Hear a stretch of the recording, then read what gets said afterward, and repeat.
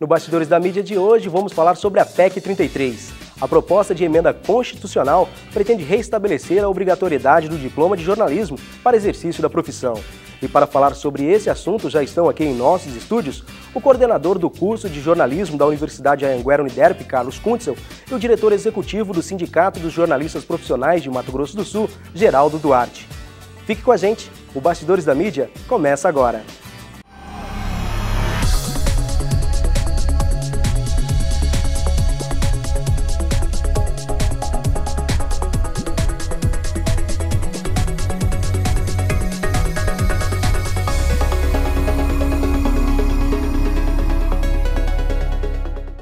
Eu gostaria de começar agradecendo a sua presença, Carlos Kuntzel, por ter aceitado o nosso convite e se fazer presente para debater um tema assim tão importante.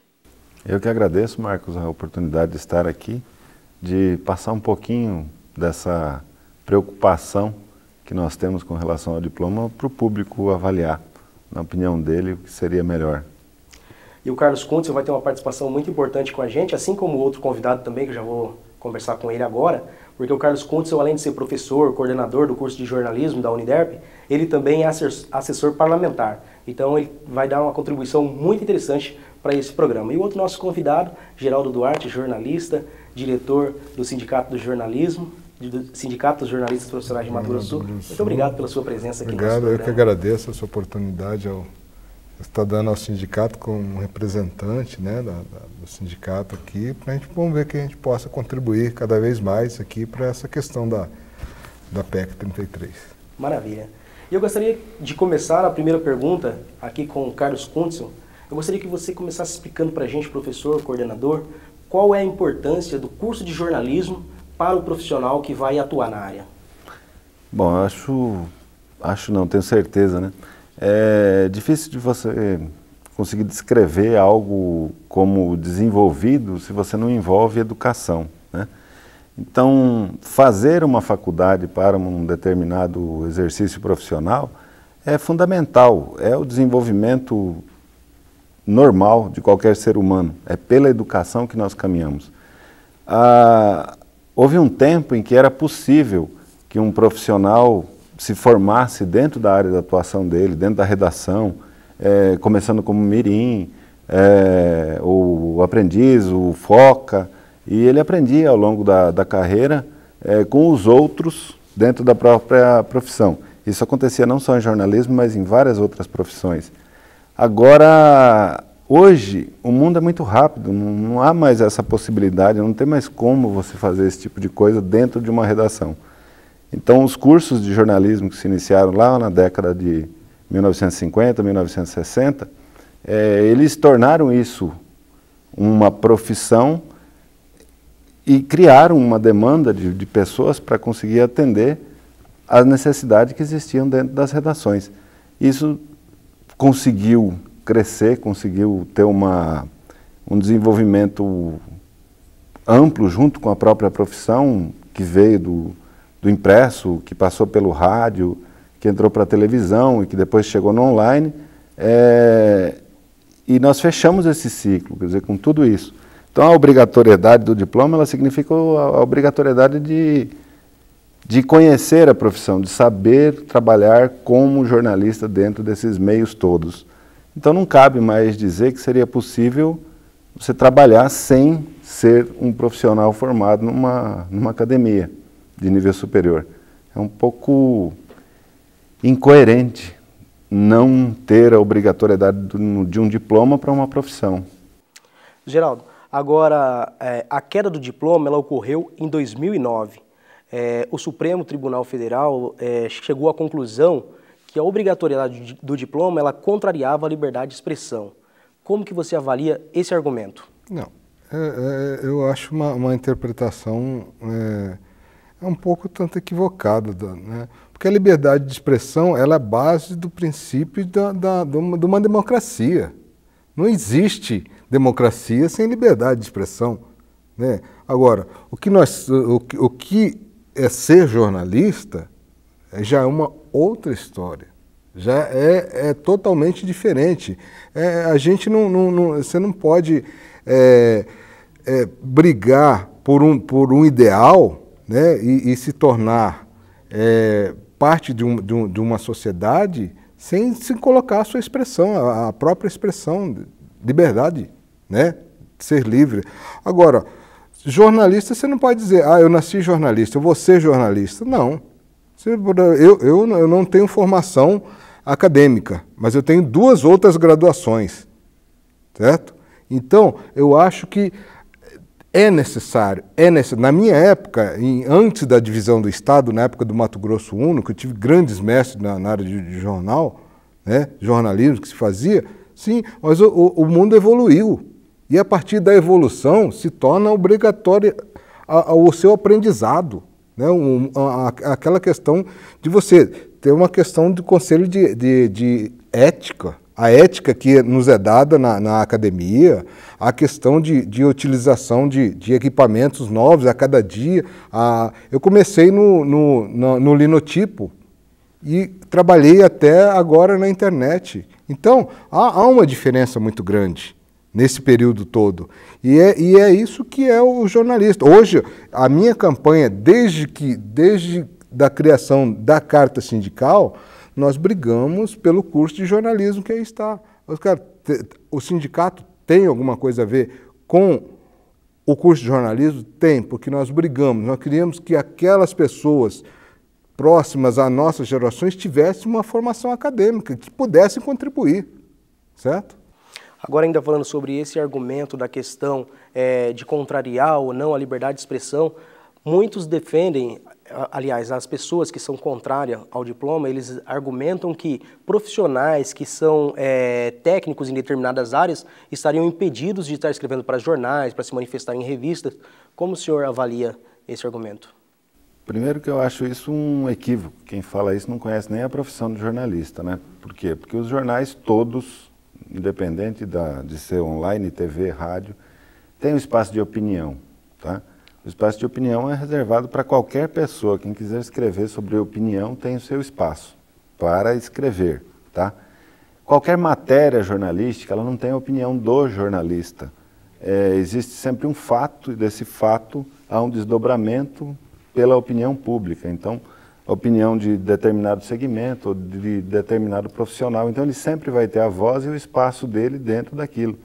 Não existe um programa de TV que ofereça uma matéria sem dar voz para alguém. Quer dizer, a voz está presente dentro do jornalismo. Então, é incoerente que se diga qualquer coisa nesse sentido. Ou, caso exista, por exemplo, a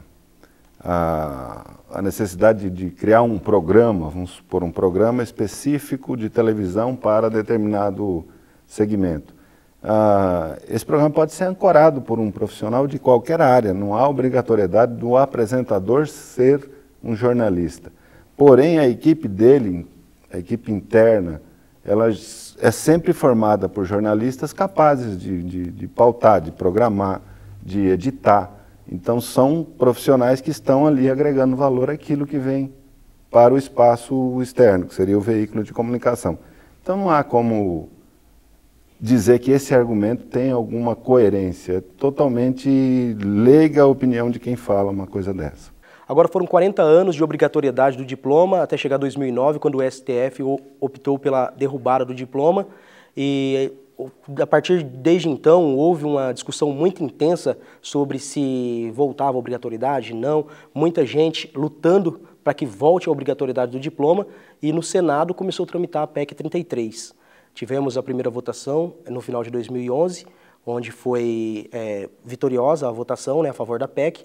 Agora, recentemente, em agosto, tivemos também a segunda votação, o segundo turno, e que foi aprovado. Agora, a proposta segue para a Câmara para análise dos deputados federais. Nós tivemos uma votação expressiva pelos senadores.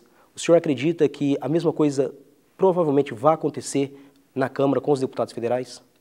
Com certeza. Como eu disse, é uma questão de retrocesso. Acho que essa decisão ela partiu do incentivo e do interesse patronal, né? Patrão nenhum tem interesse em ter uma categoria organizada e tal. E o jornalista, o jornalismo, na realidade, ele tem uma força muito grande. E essa força não é de interesse de ninguém, se você for olhar pelo contexto político, pelo contexto social. a não ser da sociedade. A sociedade, sim, ela tem um interesse, assim como a educação também. Não existe um país que se desenvolva de forma ascendente, deixando a educação de lado e deixando a informação de lado. São os dois pilares de qualquer tipo de desenvolvimento. Então, se você for olhar pela história, tá? Eu não digo que isso é uma coisa generalizada, mas pela história você observa que muitas vezes, ou em importantes momentos da história, a educação foi deixada de lado, assim como a informação foi cerceada, foi censurada e tudo mais. Então esse é um interesse que está sempre em jogo. O fato de ter sido aprovado é porque não é possível que quem nos representa, nós como sociedade, permita o retrocesso, porque se você corta uma determinada obrigatoriedade ligada à educação, você está podando uma conquista anterior e um desenvolvimento que uma certa categoria já conseguiu alcançar. Então eu acredito que é impossível que votem contra nos termos que nós temos hoje a PEC 33. Na sua opinião, Geraldo, você acredita que a PEC ela passa com facilidade na Câmara, diante da análise dos deputados? Olha, nós em termos, como sindicato, nós iniciamos uma campanha desde que ela foi para a Câmara, né, para a Câmara do modo geral, ao Congresso, e nós conseguimos o apoio dos senadores, né? E nós, a partir desta ida para a Câmara Federal, nós vamos procurar deputado por deputado federal do nosso estado aqui e cobrar a nossa parte. Então, eu acredito que eles não vão negar isso à nossa sociedade. Que uma sociedade instruída é uma sociedade bem mais, não vou dizer altiva, mas é uma sociedade que tem um melhor desempenho, né? E nós, como jornalistas, fazemos parte da sociedade. Não queremos ficar abaixo, queremos ser respeitados, queremos ter o mesmo respeito das outras profissões. Agora a PEC tendo passado por 2 votações no Senado, indo para a Câmara, caso ela sofra alguma alteração na Câmara, ela precisa voltar para o Senado e novamente ser reavaliada. O senhor acredita que isso possa acontecer? Alguma espécie de manobra para que possa atrasar mais esse processo? Como eu disse, são interesses, né? Mas eu acho que quem representa o povo tem que olhar pelos olhos da sociedade.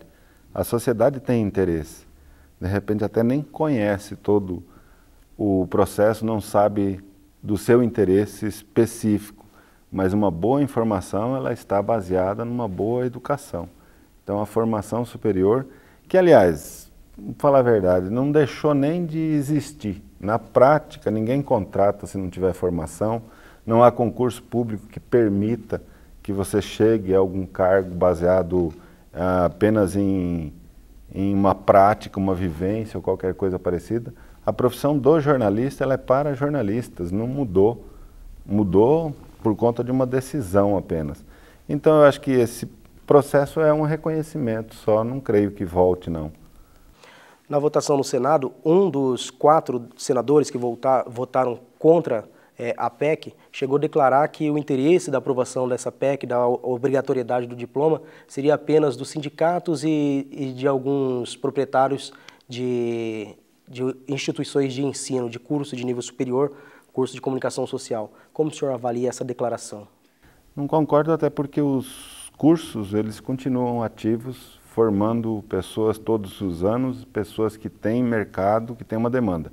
Concordo que diminuiu bastante, né? Mas não há nenhum tipo de incentivo, pelo menos na instituição que eu represento, a Anhanguera Uniderp, não há nenhum lobby, não há nenhum trabalho voltado para isso. Sindicato, sim, sindicato representa uma categoria. Essa categoria tem interesse, né? Então, com certeza, trabalham. Agora, a sociedade, se ela aceita ou não esse processo, é uma questão de informação. Se você não informa direito, se você não informa, por exemplo, que ninguém contrata sem diploma, o cidadão pode querer se transformar num jornalista do dia para a noite, vai lá, procura emprego, só que eu digo de novo, ele não vai encontrar. por melhor que ele seja, existe uma série de coisas que você precisa saber dentro da profissão, que não está só baseado na teoria, na ética, mas sim na própria prática. Não há mais espaço para isso, entendeu? Não há mais espaço para você aprender. Aí tem uma outra grande confusão. Com a vinda das redes sociais, todo mundo pode, de certa forma, passar informação. Deixa um recado. Facebook, Twitter não é jornalismo. É um espaço público que você pode usar do jeito que você quiser. Se você quiser passar uma informação, tudo bem, você está passando. Mas você não está fazendo jornalismo. Jornalismo é uma outra coisa. Jornalismo é uma coisa mais complexa, responsável. Tá? Então, não vejo problema nesse sentido e não vejo nada de provocação das instituições de ensino ou dos próprios sindicatos como pressão para que isso aconteça. Eu vejo sim como uma necessidade para que isso aconteça. Geraldo, agora quanto à volta da exigência do diploma, a PEC 33 ela é muito criticada por senadores polêmicos, vamos dizer assim, como Renan Calheiros, Fernando Collor de Mello, que inclusive é patrão, né, das mídias. Como você avalia essa crítica à proposta? Você respondeu. Mas a sua, você respondeu.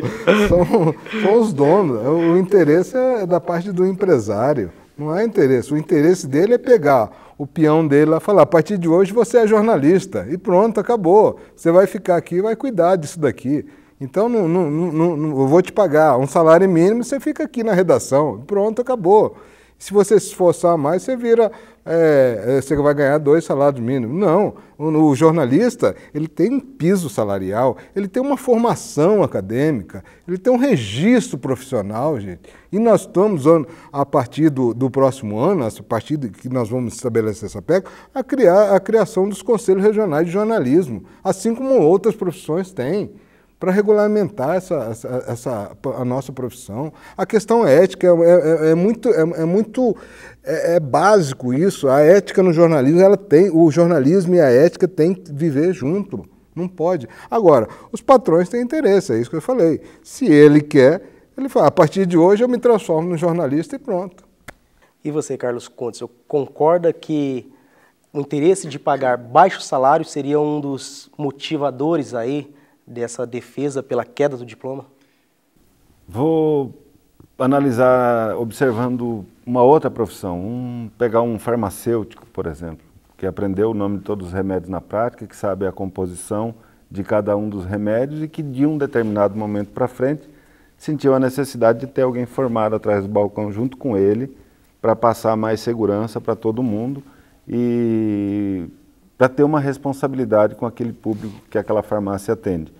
É natural, você tomava remédio por conta do farmacêutico lhe orientar, mas muitas vezes nem ele sabia exatamente o que poderia vir a acontecer com aquele remédio. Hoje isso já é passado, quer dizer, obrigatoriamente tem um farmacêutico formado dentro de uma farmácia e você entra e você percebe a diferença quando você pede um remédio. Quando há qualquer dúvida por conta de algum balconista, ele vai atrás de quem sabe e a resposta vem na hora, né? Caso isso não aconteça, ainda há uma ponte entre ele e o médico para você conseguir resolver. Eu diria que isso é a mesma coisa no jornalismo. Uma coisa é você fazer algo por instinto ou por qualquer coisa parecida, você consegue fazer. Mas dar respostas efetivas para cada uma das questões relacionadas à teoria da comunicação ou à própria prática jornalística, precisa ter formação.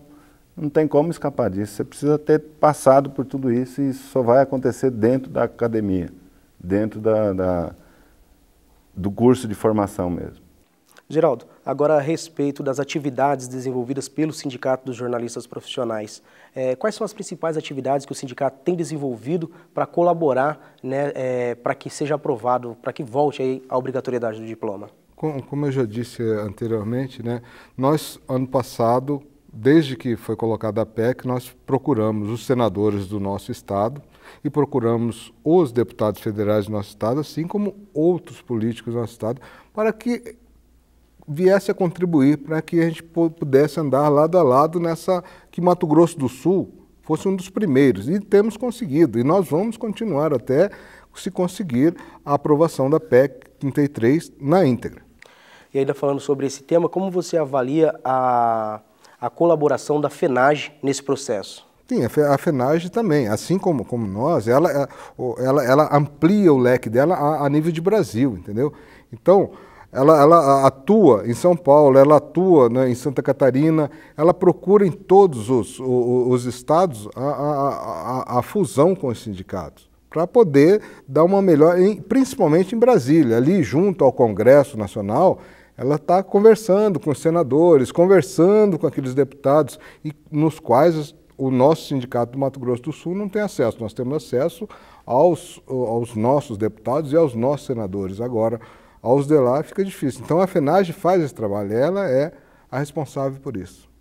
Carlos Kuntz, agora, em 2009, quando ocorreu a queda do diploma, houve uma certa redução na busca pelo curso de jornalismo em alguns estados. Em Mato Grosso do Sul, aconteceu a mesma coisa? Aconteceu, com certeza. Nós tivemos um período aí de 2 anos e meio, praticamente, de queda. E eu sempre dizia que isso teria reflexo no mercado, e hoje tem. Tanto que o nosso curso, todos os nossos alunos, inclusive alunos de primeiro semestre, que só estão lá experimentando ainda um pouquinho da teoria, um pouquinho da prática, já estão sendo procurados para estágio e com espaço, e falta absolutamente 50% do que se solicita está em falta hoje no mercado, já por conta desse período que ficou em queda, né? Não houve um rompimento, mas houve uma queda, sim, substancial. E eu acho que a gente perdeu muito em relação a tempo e espaço.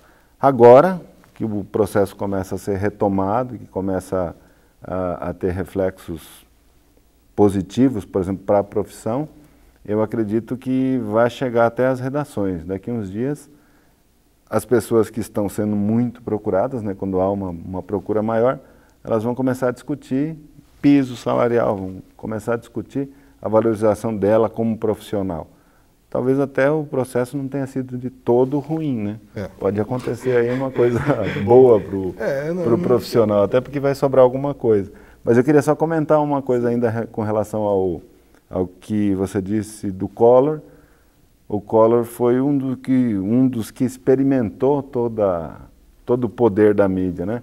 Tanto para construí-lo como candidato, para trabalhar ele como presidente e depois para destituir ele também da função. Foi um trabalho que passou, não estou dizendo que foi um trabalho jornalístico, mas que passou amplamente pela mídia, e ele sentiu o quanto ele perdeu com tudo aquilo e por conta daquilo. Então ele deve ser bem magoado realmente com a mídia, né? Porque ela sempre passou a verdade. Atualmente no Brasil são oferecidos 316 cursos de jornalismo em todos os estados. Como o senhor avalia essa quantidade? Dá para atender toda a sociedade em todas as partes do Brasil? Eu vejo assim, como coordenador do curso de jornalismo da Anhanguera Uniderp, nós temos uma procura diária, né? Campo Grande é atendida com o curso de jornalismo, com os cursos que nós temos aqui na capital, mas o interior é desassistido. A porcentagem hoje de graduação, para quase todas as áreas, botar de medicina a serviço social, ela é muito reduzida. Nós temos eu não sei o percentual exato, mas eu acredito que não passe ainda dos 7% da população toda do país em graduação. Há poucos dias eu vi uma notícia de apoio financeiro do governo, com esses programas ProUni, FIES e tal. Eles falaram em 1 milhão de pessoas atendidas. Se nós somos 200 milhões, então veja só um número reduzido. Então há uma formação para as capitais suficientes, mas no interior nós temos mais uma quantidade de municípios que tem veículos, que tem rádio, que tem retransmissão de televisão, que tem necessidade de passar notícia, que tem online, mas que não tem o profissional, porque o profissional daqui ele geralmente não quer ir para o interior, isso em qualquer área, e é assim que acontece. Então eu acredito que ainda possa ter espaço para mais. Geraldo, falando ainda a respeito do sindicato, esses acadêmicos que saem da universidade, como que está a adesão para se associar ali no sindicato? Olha, nós temos feito sistematicamente campanhas, né, para filiação, mas não tem sido assim, a filiação, né, ela não tem sido assim o esperado nosso. Há uma resistência, até porque o jornalista, quando ele se forma, ele já sai primeiro procurando a procura de emprego, né? E depois depois começa o emprego, não, amanhã eu vou me filiar. Aí você deixa a ficha de filiação com ele, aí amanhã eu vou, depois não vou, né? Aí acaba não se filiando, né? Então, nós sistematicamente temos feito. A partir do próximo ano, nós vamos começar a entrar pelo interior também. Assim como o professor Carlos disse, nós temos notado que há uma migração, Carlos, há uma migração pequena, muito pequena, para o interior do estado. E isso para a gente é muito bom, que vai se expandindo. E a formação acadêmica, e são jornalistas diplomados, que fizeram universidade e estão atuando dentro do interior. Então isso para o sindicato é excelente, sabe? Até para própria formação, que eles têm responsabilidade, eles têm ética, são pessoas que não estou dizendo que as outras não tinham, mas eles têm uma responsabilidade maior. E aí é nessa forma que o sindicato tem agido. E temos procurado filiar essas pessoas, né, para trazê-las. E tenho encontrado também no interior muitas pessoas que desviaram do caminho, assim, até porque não encontraram, ou a rádio do interior pagava pouco, ou o jornal pagava pouco, né? Não tinha um piso estabelecido para o interior, né? Aí foram migrando, não do profissional, mas assim, encontrando outras maneiras de sobreviver, instinto de sobrevivência. Carlos Contes, e você, como avalia essa adesão dos profissionais recém-formados ao sindicato?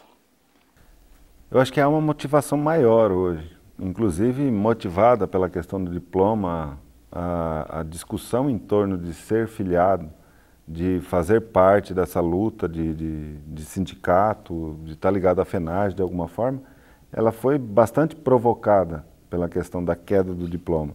As pessoas se organizaram de uma forma melhor, mas como ele disse, não há uma cultura ainda voltada para isso, né? Às vezes é mais fácil você pegar o cidadão que foi para o interior, porque ele tem necessidade de ficar ligado de alguma forma na sede, na matriz, no que anda acontecendo, do que o próprio profissional que está aqui dentro de uma redação, né? Em um lugar em que o patrão vai estar falando que o sindicato não serve para nada, que isso, que aquilo e tal. Ele não consegue encontrar o espaço ou o incentivo necessário. Porém, a gente faz um trabalho digo faz, porque eu também faço parte do sindicato, de motivação, de levar essa motivação para dentro da faculdade e lá mostrar para ele a necessidade. A gente tem conseguido trazer pessoas novas para o sindicato, participando desde do começo já como que é o termo mesmo? Pré-filiado, ele faz uma pré-filiação e começa a participar do sindicato ainda dentro da academia. Quando ele sai, naturalmente, ele migra para a filiação. Bacana. Agora, diante de tudo que a gente abordou aqui, que a gente falou, como que você avalia a situação do que está sendo produzido de jornalismo em Mato Grosso do Sul? Bom, eu sou suspeito para falar. Fique à vontade. Aí eu acho que a informação, Campo Grande tem uma tradição diferente, uma particularidade que nós não temos em nenhum outro lugar. É uma riqueza jornalística, assim, fabulosa. Estou falando de riqueza, não estou falando de qualidade, tá? Semanários distribuídos gratuitamente na Avenida Afonso Pena. Isso é uma particularidade de Campo Grande, tá? Então nós temos um espaço especial, um espaço diferente, que, na minha opinião, é mal explorado jornalisticamente, entendeu? Teria ali um espaço essencial, por exemplo, para o desenvolvimento de muita coisa diferente. Mas acaba que esses veículos ficam muito baseados em releases e tal, e não tem uma autoprodução importante. Nós temos várias revistas aqui em Campo Grande já, uma qualidade excepcional, que concorrem com qualquer tipo de mídia nacional nesses termos, sempre numa linha, num segmento. Temos ótimos programas de rádio, jornalismo no rádio, concorrendo em horários, às vezes até no mesmo horário, mostrando o lado jornalístico, o debate político. Quer dizer, nós evoluímos muito, temos vários canais de televisão que fazem programação local, bastante específicos também, já produzidos aqui com qualidade. Então, assim, não tenho o que dizer, nós estamos numa terra rica para a nossa área. O que falta, de repente, é a exploração. Vamos pegar um online, e há poucos dias até eu fui contestado por um colega, falou, como que tal site consegue se despontar e eu que estou na área há não sei quantos anos ainda não consegui dar destaque para o meu veículo? Porque nós temos a tradição de 2 e aí entrar nesses 2 é um pouco mais difícil. Simples, a resposta foi muito simples.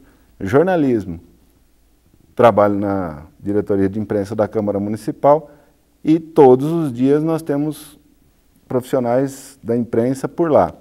E o que acontece? Quem tem a boa informação é quem está presente, quem tem um jornalista ali dentro, quem traz alguém para buscar as informações e para botar no ar em tempo real, porque esse é o objetivo do online, né? Se ele consegue colocar um jornalista lá, com certeza ele vai ter o retorno em público, porque as pessoas começam a ficar fidelizadas ao trabalho que ele faz. Então, o destaque vem do jornalismo, não porque o site é mais bonito, porque o site é isso, porque o site é aquilo. É pela qualidade da informação que ele traz. Ou seja, a mão de obra qualificada faz toda a diferença. Toda a diferença. Geraldo, e você como avalia a produção atual aqui em Mato Grosso do Sul? Eu vejo Mato Grosso do Sul assim, é um celeiro, né? Parafrasear outros escritores aí, mas muitos jornalistas aqui, assim, há uma produção muito grande. É isso que o Carlos falou sobre a questão dos jornais semanários. Há ainda um começo de mudança, Carlos, que eu tenho visto, não sei se é mania de olhar o expediente, cada jornal novo que sai eu vou lá no expediente, ver se ele é sindicalizado, se ele está em dia, é coisa de sindicalista mesmo. Eu vou dar uma olhada lá, quem é que está na redação, aí eu vejo, tem alguns, né? Eu tenho visto migrações de profissionais acadêmicos trabalhando nesses jornais, assim. Então, há uma mudança pequena, mas há. Então, e é o que você falou, a formação acadêmica é totalmente, ela faz muita diferença mesmo. Não adianta o cara ficar batendo, ele montar um site e ficar lá, ele só vai ter aquilo lá, o site lá. Mas se ele tiver uma pessoa, um jornalista, um profissional, um fotógrafo, né, a mais, um jornalista a mais ali para ver na parte dele, de estar presente no momento do fato, aí sim, ele vai se destacar realmente na mídia. E essa migração que você tem observado, você acredita que com essa migração está acontecendo uma valorização do profissional? Sim. As pessoas, eu tenho notado assim, porque como jornalista um pouco mais sênior, né, que os outros, aí você conhece aqueles que estão trabalhando ali, que estão. Então, há uma valorização, sim, profissional dessas pessoas e elas estão mudando, sabe? Não são aquelas pessoas que estão ali por estar, né? Mas estão contribuindo. Realmente, eu tenho visto algumas matérias interessantes até em jornais semanários, coisa que não se via, que antes era aquela chapa, né? Era aquele relisão da chapa branca, né? O Estado, o governo federal, o estadual e o municipal. Era em cima daquilo ali. Hoje não, hoje você tem jornalistas que assinam, matérias especiais, então há uma mudança. O profissional realmente faz uma diferença. Infelizmente, nosso tempo está chegando ao fim. Gostaria de agradecer, Geraldo, a sua presença, dizer que foi muito bom te receber aqui. E no que precisar, a gente está disposto. Tá ótimo, muito bom. E muito obrigado também, professor Carlos Kuntzel, que foi meu professor, os 4 anos aí de universidade. Dizer que foi muito bom poder recebê-lo também aqui no nosso estúdio. Prazer estar aqui com vocês, Marcos, e assim, espero que tenha contribuído com o programa. Com certeza, contribuiu e muito. Muito obrigado pelo espaço. E você também pode assistir o Bastidores da Mídia pela internet. Acesse o site da Assembleia Legislativa www.al.ms.gov.br. Para críticas ou sugestões, mande um e-mail para a nossa produção. Anote aí, tval@al.ms.gov.br. Muito obrigado pela sua companhia, um forte abraço e até o próximo programa.